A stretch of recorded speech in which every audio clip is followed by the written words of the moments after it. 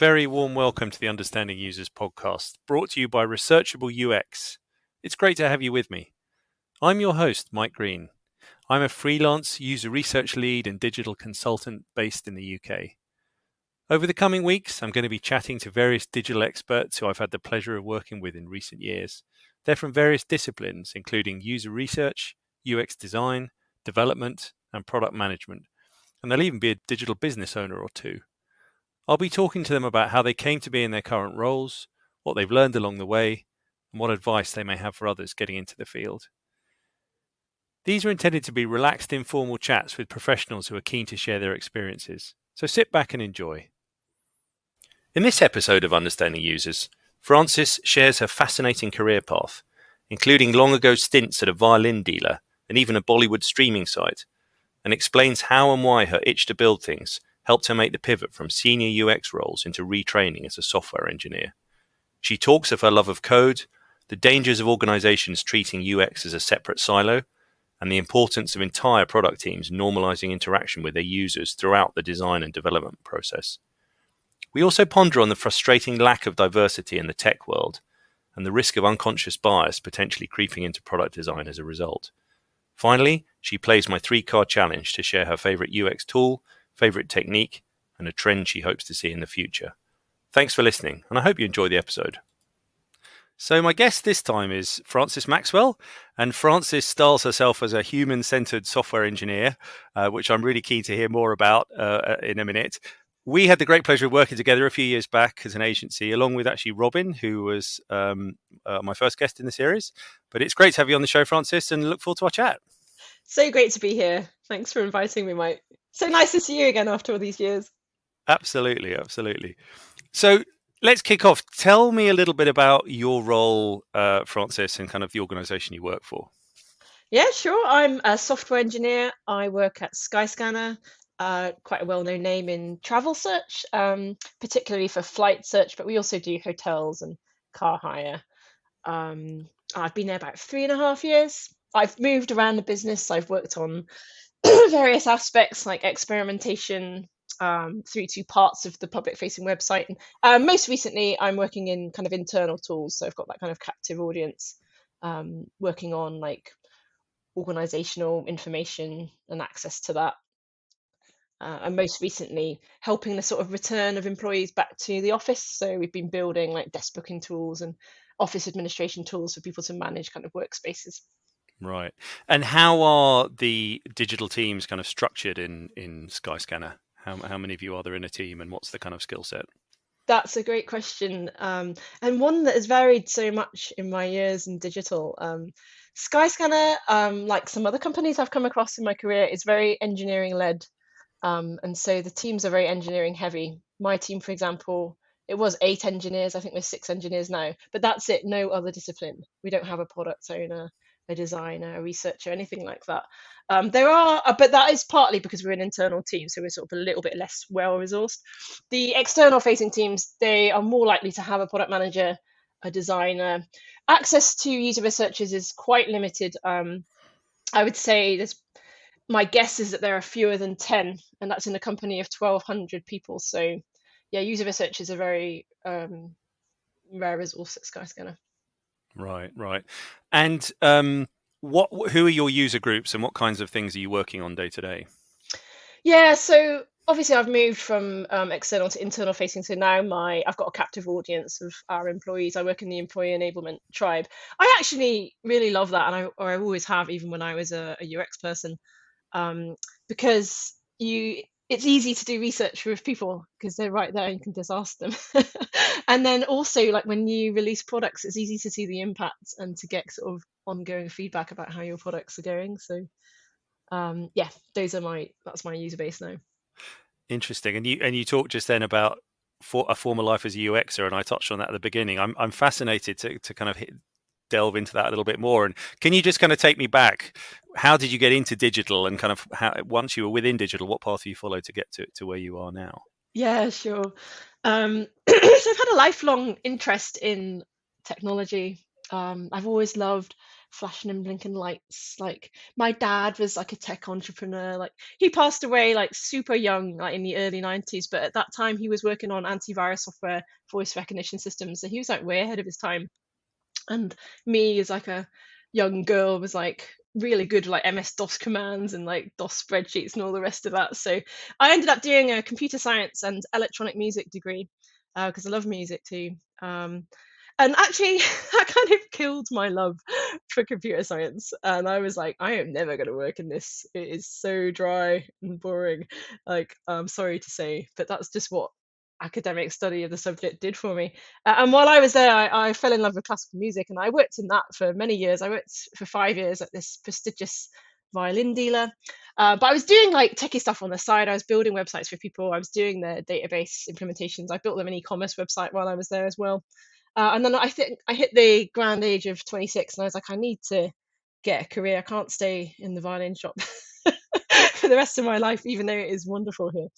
And so I landed a job as a developer at a startup doing Bollywood TV streaming. No way. Again, we were way ahead of our time, like offering a subscription model at a time where people weren't really ready for that, and neither were people's sort of broadband infrastructure, basically.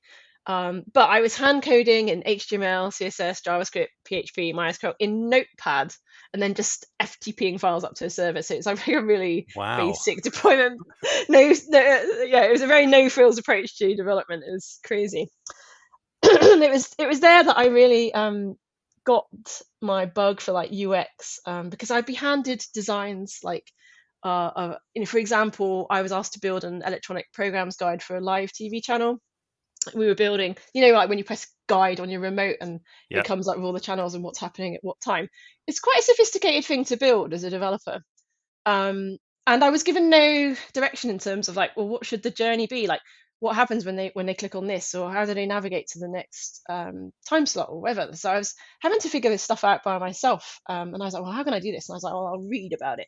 And so I started reading UX books. I started with Steve Krug's Don't Make Me Think, classic there.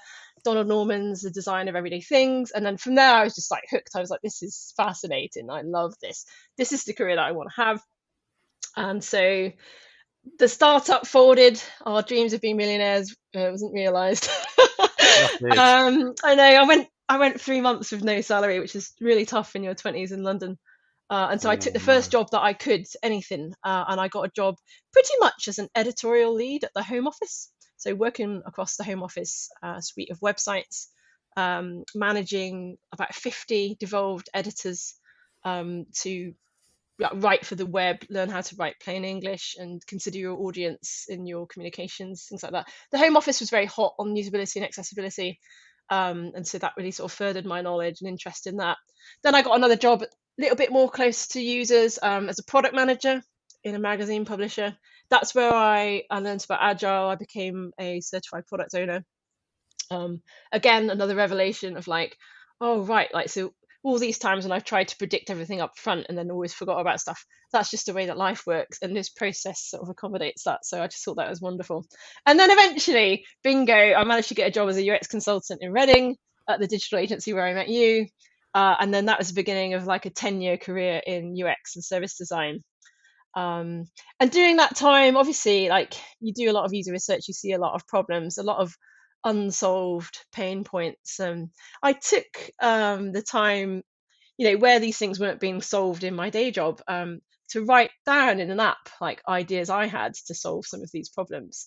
And eventually, I just had such an itch to build things myself that I was like, well, I'm just going to start programming again. I knew I could, I had my computer science degree. I had done this stuff before I started as a developer. But the world had moved on so much. The development process I described, that's not how things are done now, like not by a long shot. So I was like, I'm gonna have to reskill myself in this. And so I researched different boot camps. I chose Makers Academy in London, which was offering a remote option at the time because I was up in Glasgow. I still am. And I saved for 18 months to do this boot camp because it's quite expensive to take 4 months off work and to pay the course fees and everything. But it was totally worth it. I absolutely loved it. I just enjoyed programming so much. I get that kind of flashing and blinking lights element from looking at my code, looking at the terminal, running my tests and stuff. I just feel like a hacker. I really, I really enjoy the process of it, which is something I had never felt before, like especially not at university. And it's interesting because when I was at school, like, and you do these sort of careers questionnaires about like what would suit you, and the thing that came out top for me was applications developer, and I just ignored it. But it That's turns out, interesting. yeah, it turns out they were right. I'm born to do this kind of work. I love it. I love the problem solving aspect of it. And so, although I did that boot camp to eventually build my own tech products and be an entrepreneur, and I still kind of have that dream in a way, not to be a billionaire, but just to have passive income, a sort of income replacement, so you then have more choice over how you spend your time. That's one of my goals. Although that was my goal, I've actually just enjoyed it so much that that's when I decided to just take the plunge and go into it full time. So 18 months after I finished a boot camp, so quite a big gap, really. Plenty of time to forget your skills. I saw an advert that Skyscanner were looking for engineers, and was always very impressed with Skyscanner. I'd seen them on the conference circuit. I'd been to events at the offices, and the offices are amazing. And so I just threw my hat in the ring. And they were like, I said, would you consider a junior candidate? And they were like, well, we're not really looking, but we'll have a chat. And then somehow I ended up on the graduate program at the age of like 38. It's quite amusing because I was like the age of some of the other grads, like parents. You know what, though? I can drink them under the table. Love it. Probably not anymore, but at the time, and afford the rounds as well. Yeah, no, so I joined the graduate program at the Skyscanner. Really enjoyed it. I've been there ever since. I've been promoted, so now I'm software engineer too.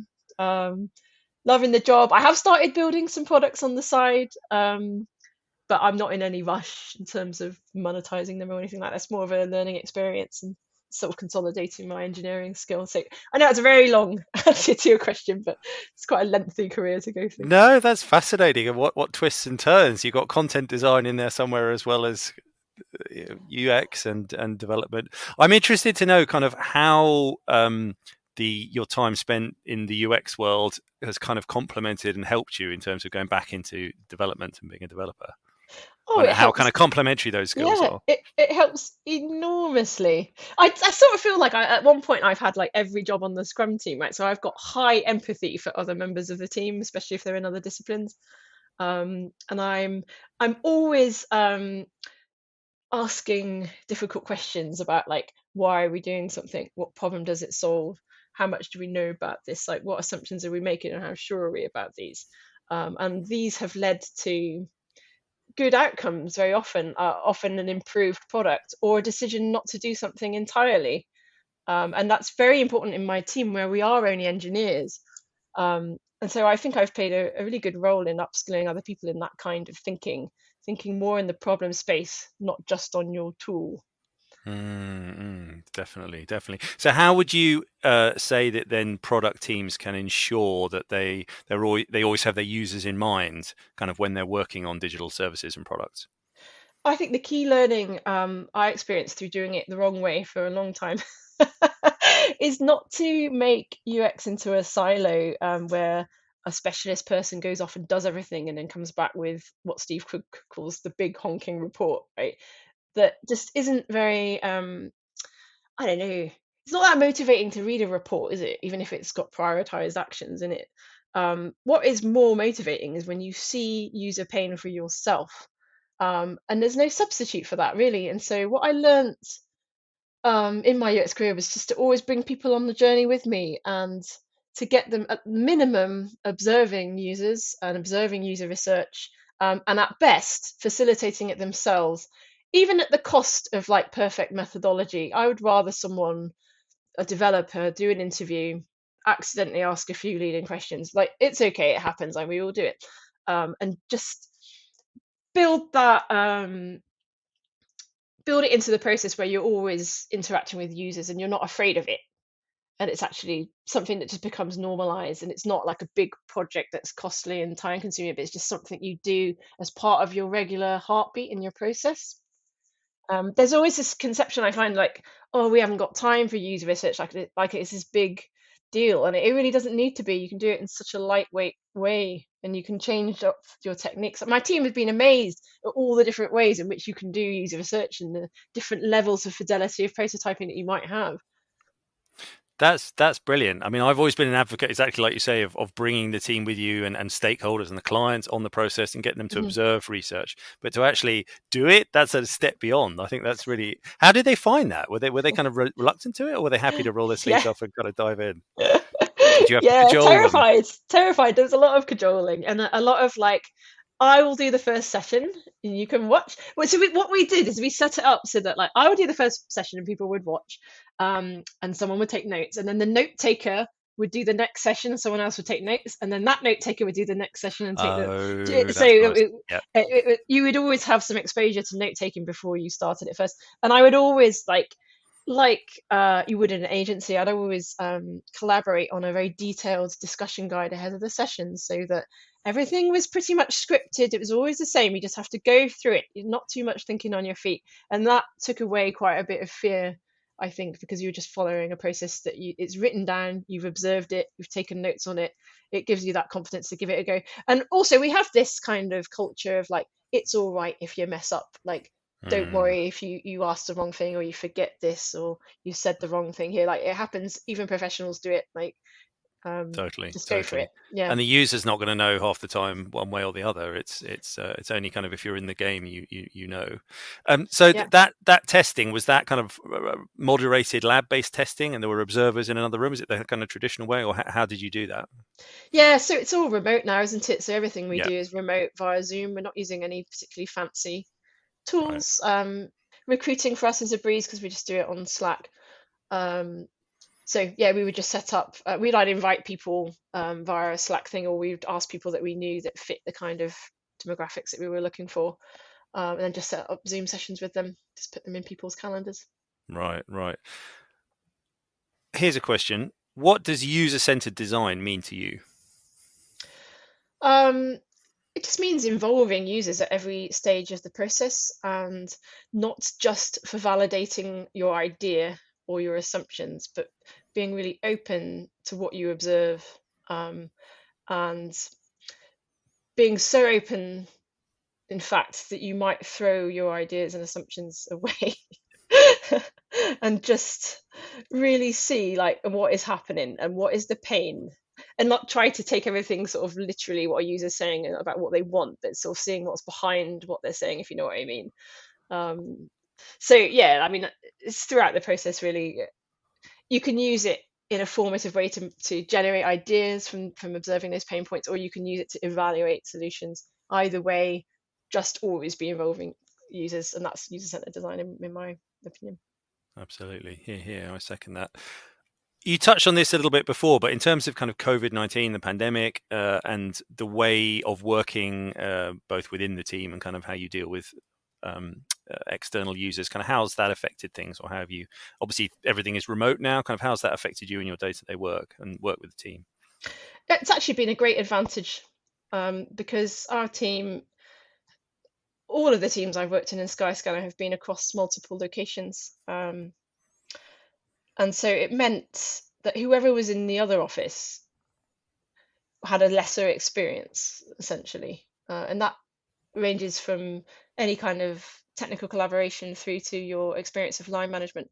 And now, because everything is done remotely, it's just democratized the experience. Like, everything is equal for everybody. Your access to your line manager is the same as anybody. The way we collaborate is the same. Like, it's actually marvelous. I miss the office greatly from a personal well-being point of view in terms of having separation from between work and home. I struggle with that a little bit. I used to enjoy the walk to work and back every day. I get a bit of exercise from that. Skyscanner's offices are also absolutely beautiful, like, wonderful places. Like, literally, we have a hammock, a meditation room, massage chairs, ping pong No, rooms. Like, it's like everything like. We've got like hot chocolate on tap, like all the snacks and drinks you can imagine. Like, and everyone's really nice, and we all go for lunch together. And like, I really miss that social aspect of the office. But from a collaboration point of view, it's been better being remote. that's really interesting, isn't it? And in terms of you talked about bringing the team with you and get them to do research. When it comes to sharing your insights, not just with the immediate team, but kind of perhaps with more senior stakeholders in the organization, how have you done that, and kind of how often and where and what format have you used? So we have tribe show and tells every Friday morning. We use Miro for collating our research insights. So I usually create a very structured board before we start any kind of user research so that people can plonk their post-it notes into the right areas. And then when we're done with the sessions, we'll all mob on it together. You know, all the cursors flying about in Miro, how Yeah, wonderful that yeah, is. yeah. And we'll like group and theme everything. And then we normally have a volunteer present at the show and tell, and we'll show people the board, and we'll walk through our findings, and just encourage other people in the tribe to take up user-centered design and think about personas and think about involving people and testing their ideas and stuff. And I've seen it happen. I've seen then other squads start using some of these techniques in and talking about them in their show and tells, and it just really warms the cockles of my heart to see that. Yeah, it's funny you talk about the cursors flying around. I remember in the early days of the pandemic when we were just getting to grips with Miro, I did I filmed, did a screen grab of a few seconds of that going on and showed it to some senior civil servants who weren't yet familiar with Miro, and it kind of blew their minds. Like, oh wow, all these people are collaborating in real time online. I was like, yep, It's that's the way we're incredible. moving. It I is just think very powerful. it's so it's not good for a pandemic to happen at any time of your life, but if it was going to happen, now is the right time when we've got the broadband infrastructure, we've Yeah, got the tools. Like if it had been 10 years ago, wow, things would have ground to a halt. I know. It's really sobering, isn't it? And it's still not been easy, even with kind of high speed No, broadband and all the tools we've got at our fingertips. yeah. But what if you're? I know you've done recruiting in the past, a fair amount of it. What kinds of skills do you look for when you're bringing people into to digital teams? I mean, whether it be obviously their requirements are slightly different depending on the role they're coming in for, but generally, what kinds of people do you think thrive in the kind of environments that you and I work in? Yeah, it's a great question. I've not hired for a while now, but my tack changed on that, I think, during the time that I was doing it. I used to look for people who kind of could demonstrate the kind of skills I was looking for and would sort of give me the kind of things I was looking to hear. I think they call it fishing, right? Now I Right. realize it's kind of the wrong thing to do, right? Because everyone comes with a different background and different ways of approaching things, and that's totally valid and actually great from a sort of diversity point of view. And so now what I look for is their potential and their motivation and their willingness to learn. And if I can see examples of that and they seem like someone that would be a good cultural fit, that would get on with people, that's more important to me, I would say. Yeah, it's funny, isn't it? You say phishing. I suppose it's one of those biases, isn't it? It's almost like a confirmation bias. You're looking to tick a box that says, in my mind, I'm looking for the person who does or says this. Yeah, And and I yeah, genuinely I was looking for somebody like me, and that's such a mistake. Not that I'm a mistake to hire, but you want like diversity in your team, not just people who think like you've had your experience, and that you're asking the impossible anyway. Like, I feel bad for like some of the interviews I've done in the past. and on that note, actually, the subject of kind of diversity. Obviously, this is something that's ongoing in the tech world in terms of ethnic mix, gender mix, ages, all of that. What's your kind of view on that, and what you've experienced over the various organisations you've been in? How diverse is tech? I suppose. Nowhere near diverse enough. It's Right. heavily indexed towards young, white, straight males, isn't it? And you see the way that that manifests in the products that come out, like forgetting about menstruation with like Apple Health, and there's like various examples of that come out all the time. And I'm glad that now diversity and inclusion's on the agenda and that businesses can see that it actually gives competitive advantage to them. It's not just like a moral obligation, but it's a really good idea to do it. I just think, there's one thing about like making public statements about how much you care about it, and there's another one about, well, what are you actually doing to address this? And are you listening to the people in your organization who are more diverse? Do you know who they are? Like, what are their viewpoints? For the people that have left, are you listening to why they've left?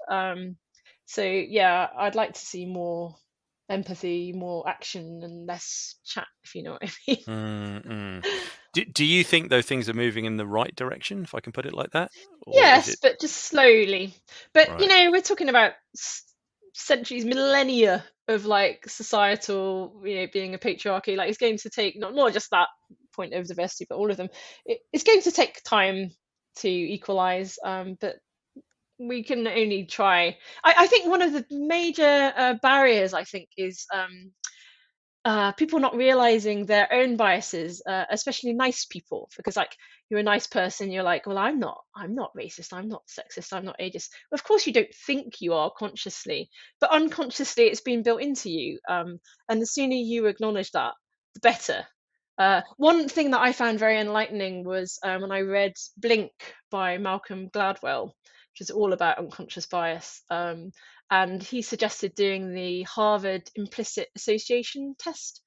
And you have like two columns, like good and evil, something like that, and then you have like a list of things, and you've got to quickly like sort them. And what you find is that you are actually horribly sexist and racist and all the rest of it, just implicitly. And like it's just a real eye opener for me, like doing that test. I realized it as well, like when I was getting a walkthrough, like a demo of this very geeky product. I can't remember what it did, but it was super technical. And the woman like walking me through it, I didn't realize to the end, but I had definitely made the assumption that she was some sales and marketing person. I didn't realize that she was like the tech co-founder of this product. And I just thought that's horrific that me Right. as a woman developer had that assumption. So like if that's what I think, that's what everybody thinks, isn't it? Mm, That's what mm, we're mm. battling against. So I think like starting with yourself is a really good point. Yeah, and I think with the rise of AI and machine learning and big data, all of these, and this is discussed ad nauseum in the tech press, isn't it? That there's a real risk that some of these human biases are built into machines, and that, I mean, there's that famous case, isn't there, of Amazon hiring, they used some AI tool in their recruitment, and it was filtering more male CVs than female CVs because it was using data from previous human centered Exactly. recruitment. Yeah, absolutely. Like people who use this website to do coding on the side are more likely to be a successful candidate, that type of thing. But then that excludes people who have significant caring responsibilities that don't have Yep. time for that, tends to be women. Yeah, so you really have to be so careful. Yeah, Yeah. I think AI ethics is a huge field. Yeah. Yeah. Definitely. On a lighter note, UX, if we go back to UX design, let's say, and just to touch on the kind of recruitment piece, what advice or tips would you give to someone, let's say, starting out in the world of user experience? They're kind of interested, that they've heard about it and they kind of want to know more and get into it. What would you tell someone? Yeah, I guess like learn about it in whatever way suits you. Like for me, I got a lot of value out of reading those foundational books that even though they are quite old now, like the design of everyday things was written in the 80s, I think, still super relevant. One of the things I love about UX is that the rate of change is slower than it is in development, and so things, principles last for longer. So you're always going to kind of find value in that stuff, even if it's quite old. Um, and then I guess, try to get experience where you can. If you're not in a job yet, then you want to show your skills. Like, I know people talk about like doing stuff for free.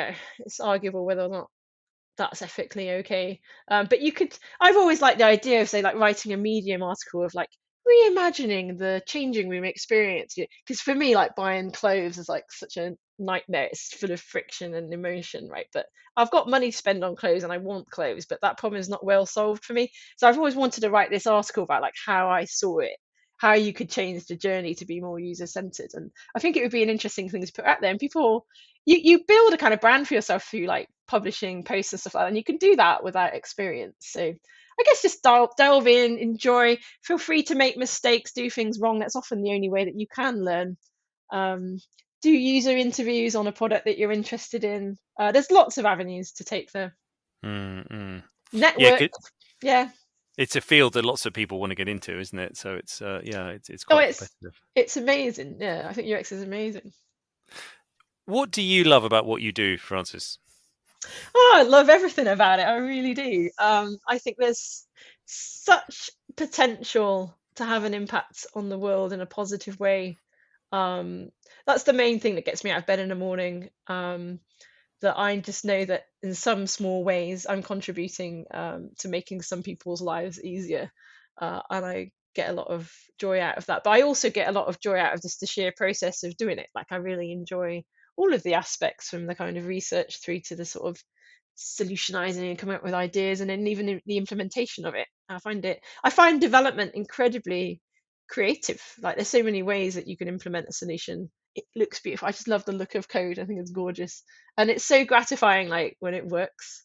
I felt like when I was a UX, I felt a degree of frustration sometimes that I'd often like present like well evidenced designs and strategies, and quite often, like more often than I was happy about, these things wouldn't see the light of day. And like, what's the point? Like, if it doesn't make a difference in the world, what was the point of doing it, right? But now I'm a developer. I have the power. Like, I'm in the code base, and so my what's the word? You know, like my time to impact has greatly Mm. shortened, because I can go from having an idea to having implemented it way faster than I did when I was pure UX. That's really interesting. Yeah. And I was just thinking, as you were talking, you're always such a positive and upbeat and optimistic person. It's one of the reasons I enjoy working with you so much. And Oh. that's very much coming through. And it's great to hear someone so passionate about what they do.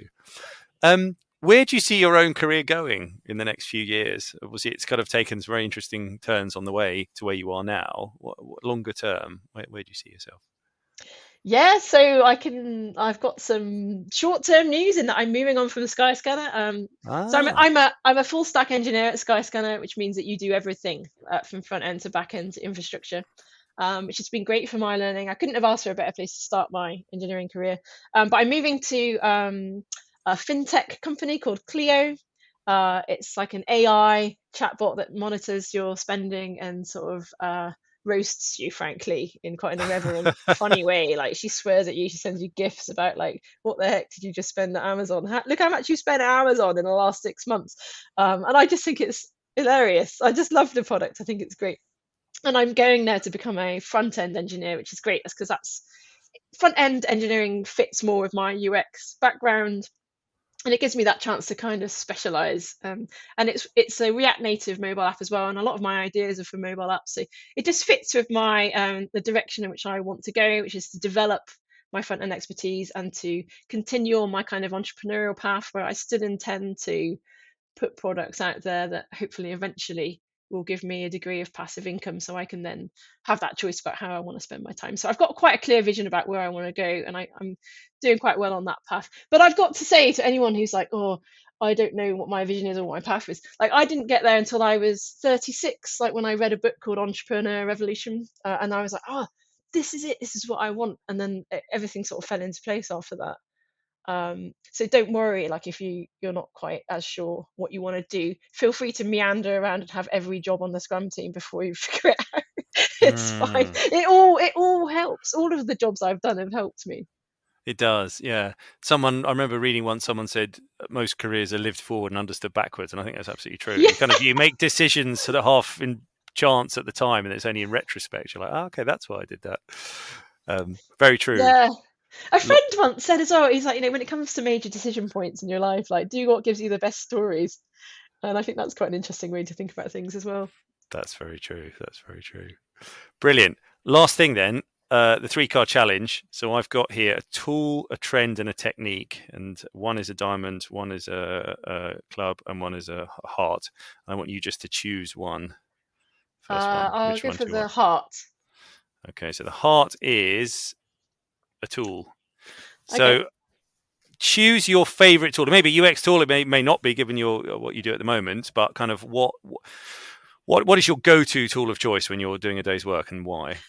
Um, in all honesty, it's VS Code, which is my code editor, which I Right. really enjoy because it's very extendable and it's very beautiful. I just love all the colors. Um, uh, for a tool that's more likely to be used by UX people, I would say Miro is incredible. So impressive and so functional and mostly joyful to use. You get these times when you accidentally move stuff and it can be frustrating, but they do let you lock it. But yeah, I love Miro, so I think that's fantastic. There's so many good tools, it's hard to choose, isn't it? There are, yeah, it's absolutely true, and it's funny because Miro's come through so often in this series. Everyone says Miro, but I'm intrigued that there's Mural, there's Figma Jam, there's all sorts of other things which do similar stuff, and yet Miro still seems to be everyone's go-to tool. I don't Yeah, know, they that's just seem to have nailed interesting. the experience in a way that perhaps the others haven't quite. Yeah. I've not used the others, yeah. But because Miro works for me so well, I don't feel incentivized to try the others, if you know what I mean. Yes, yeah, absolutely. Okay, next Okay, two I'm gonna go cards. for the diamond. Okie dokie, that is a trend.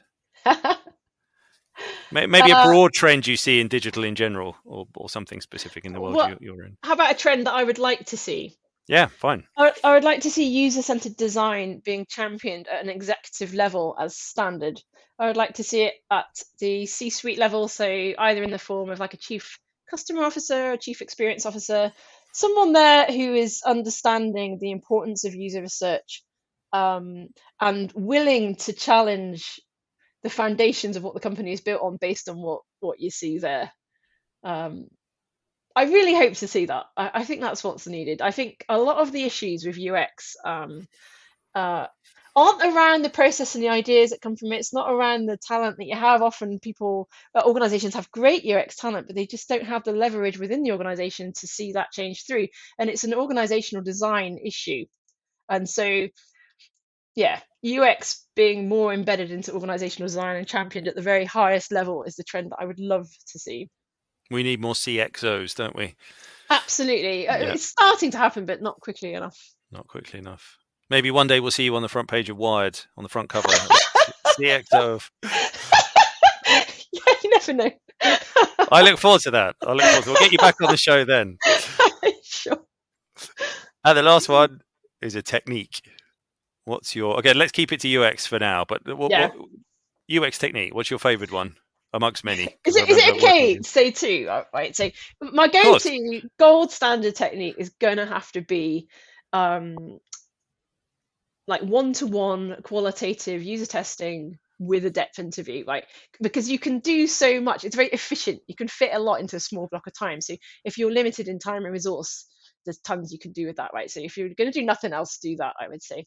But the technique that I want to promote, because I think not enough people know about it, is one called top tasks, which was invented by Jerry McGovern. And it's where you, along with stakeholders, you list out all the possible things that a user might do on your website or your app, and you whittle it down. So I've done this before, right? And I came up with 1,500 tasks, and that's too many, Wow. right? You whittle it down to like say 80 to 100 per user group, and then you send a survey to that user group, but it's got to be the right demographics, and it's got to be statistically significant. So you need at least 400 people roughly Right. in each Right. group, and you give them like one question, which is, what are your top 5 tasks out of this list, right? And they've got 100 to look through, and they've got to check 5. And like you're like, oh my goodness, you can't design a survey like that with 100 answers. That's ridiculous, right? But I've seen this in practice. I've done it twice, and it's totally possible. What people do is they scan up and down the list real quick, and it's amazing how quickly people are able to make decisions on what their top 5 is. And when you get that at a level of statistical significance, the findings are really, really interesting, especially looking at how they differ per user group, if you like.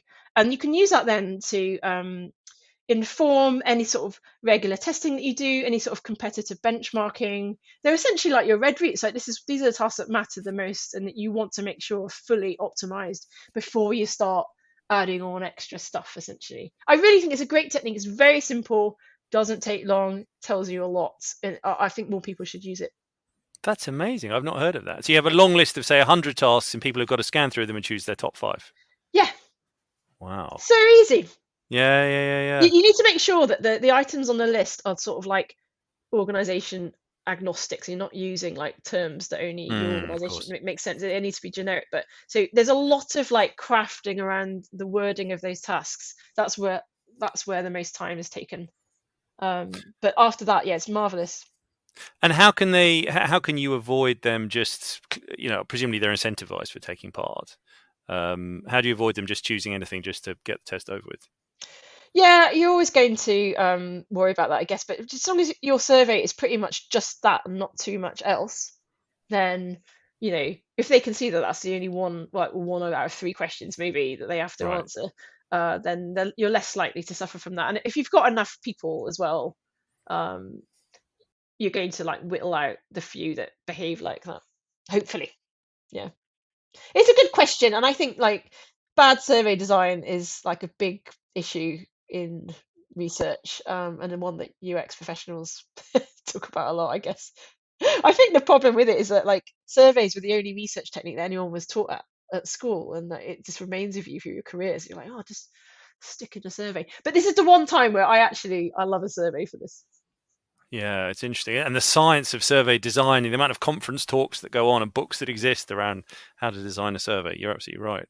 But Yeah. no, I'm going to try that. Right, thank you for that. I'm going to take that myself and give it a go because I like that. Give it a go. Oh, it's great. I really, it's great. Also, it's a really interesting exercise just from a stakeholder communications point of view, sort of talking about how many things your website, your software does, and like, actually, should we be doing so much?